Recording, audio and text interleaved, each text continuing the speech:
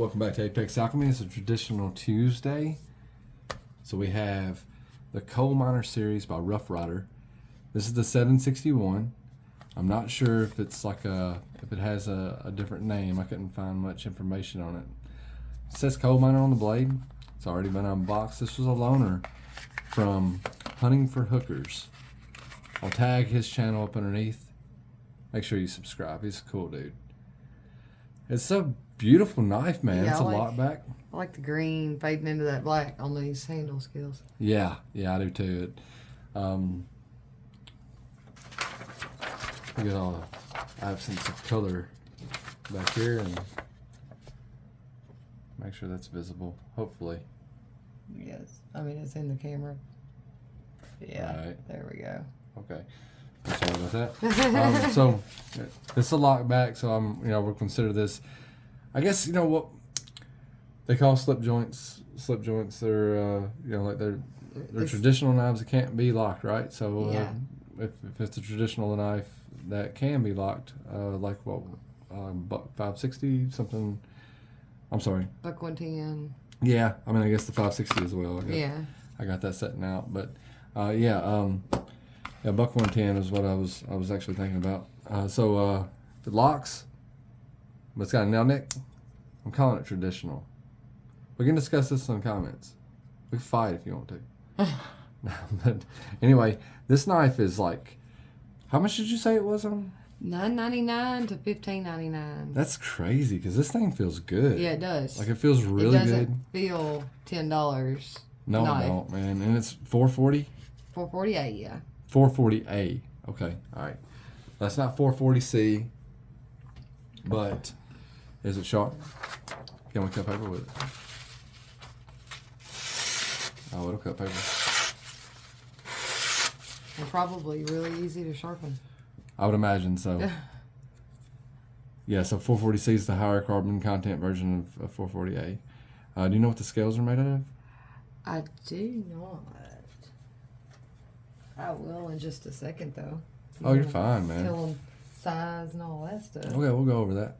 Man, let me see that scale, Courtney. All right. We'll start off with the weight. It's probably a synthetic at $9.99. Yeah. I'm sure it is. It's some sort of synthetic bone, like probably a plastic, acrylic, or something to that extent. This knife feels really good. As far as the weight, it's 2.5 ounces. And laptop on the table. Cutting edge, we're looking at 1, 2.5. So a 2.5 inch cutting edge and a 3 inch blade if you go all the way past the tang. Got a nice kick on it. Not much of a sharpening choil, but there is one. Pretty bolsters, and Rough Riders are supposed to be made by hand. And if that's true, they've done a really good job. There's no gaps or anything that I can see. So hold it up to the light, and I can't see any gaps. But yeah, it's a pretty knife, man. It's beautiful. Yeah, Smoky Mountain Knife Works has it for $9.99. $9.99. So you can get this knife for $10, and yeah, that's awesome. Really, I mean, it really is. It's $10, and Rough Ryder makes a good quality feeling knife. Handle material says jigged bone is all it says. Okay, I guarantee it's not real Right. jigged bone, but a jigged bone, like Pattern. I don't know. It says material on it. Mm-hmm. There's no way that's real bone. Is it? Tell us in the comments, man. What animal are they getting that bone that cheap from? Cats or something. I don't know, man. But knife feels really good in the hand. It was probably one of my favorite out of that box that Hunting for Hookers sent. Like I got it out, I was like, ooh, I like this one. 6.5 inches. Yeah. So in my hand, it's like perfect. I still got room hanging off. Got a good grip on it. Like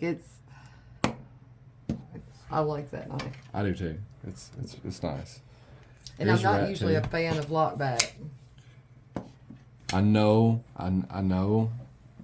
that this is a modern day liner lock side buster. You know, like what we might consider something like that. We got a side buster back here, right? Like a Oh yeah, right here. little side buster, or a side buster junior. Okay, so yeah, it's about the same size as the side buster junior. Different blade shape. Yeah, you got More a clip point, kind of a buoy style, and it does have that, what they call it, a match striking. Yeah, type of match pull, match strike pull. match strike pull, nail nick. I like it, man. It's pretty. And the match strike nail nick is to actually be able to strike a match on the blade of your knife. Okay, right.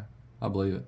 90-degree edges. They are softened, but I don't think the angle is like changed. You'd probably be able to use that as a ferro rod if you needed to. I mean, not a ferro rod, but like a fire starter. Yeah, man. I mean, like, so you say the kick. Yeah. We were looking at the anatomy of a slip joint, and we know this isn't a slip joint, but that's what keeps your blade, the edge of your blade, from actually touching the spring on the other side. I thought that was really cool. Just about the only thing that separates a slip joint from a traditional. So it does have a solid spring, but it's going to be that lock. Yep. Same working mechanism there. Just puts it where instead of a pin holding the spring inside fully on a slip joint, this comes out for you to be able to manipulate. I like it, man. At $10, I think it's a winner. I do too. I really like that one. Yeah, I don't think there's anything wrong with it. We very much appreciate. Well, just a second. Let's throw it up against. We threw it up against some little smaller knives before we end the video. Let's put I got the 560 out here, which that's just a glorified. That's a full titanium version of a Buck 110. So we'll throw that out there too. How about that? And Buck 110 was the first lockback knife, right? Yes. So the Madison Avenue made men richer, and they started buying things that they didn't have any experience with. So they started buying a bunch of knives.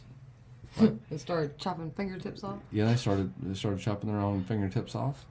So in the late 50s, Buck was like, "We got a solution for this. Put a lock on it. Whether have to move their hand down here. And get it out the way." They didn't patent the lockback, right? No, they didn't. So like once it come out, everybody started using it. Yeah. Okay, cool, man. Well, I'm glad that's the case. I guess that was the first locking knife. Well, I think the first locking knife was a balisong. Right. You know, like it's depending on how you want to look at that, but I feel like I love. But I can say this: since the slip joints, this is the first time I've seen an appreciation myself for a lockback. Right. Well, thanks for tuning in.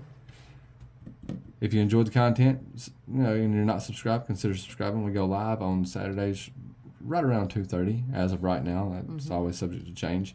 Usually just been around my work schedule. Thanks, Hunting for Hookers, again. And you don't mind, leave them a thank you in the comments. Let them know your appreciation for helping keep this channel alive and kicking. We will see you on the flip side.